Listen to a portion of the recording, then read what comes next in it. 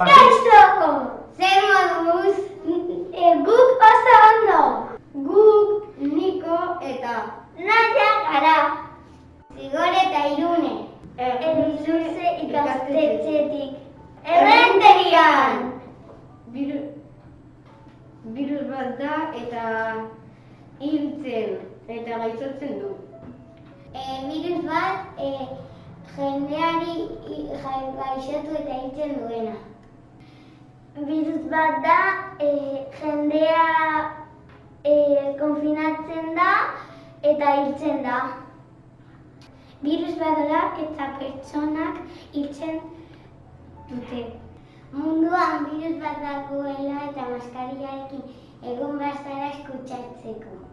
Pandemia bat pasatu dugu eta birus bat dago. Koronavirus izen dauka.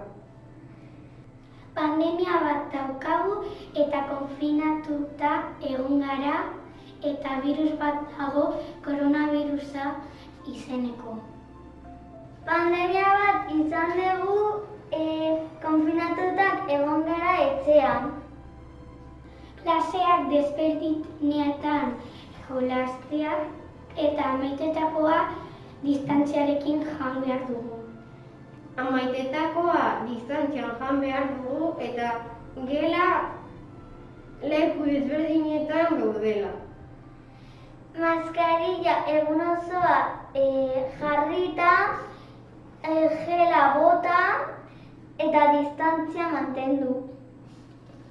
Maskarilla kentzean 2 metro mantendu behar da eta gase bakoitza patioan bere lekua dauka. Maskarilla eramatea. 2 metro mantendu eta maskarillarekin egotea. Distantzia mantendu. Egia esatea. Ez dutela arrazoia.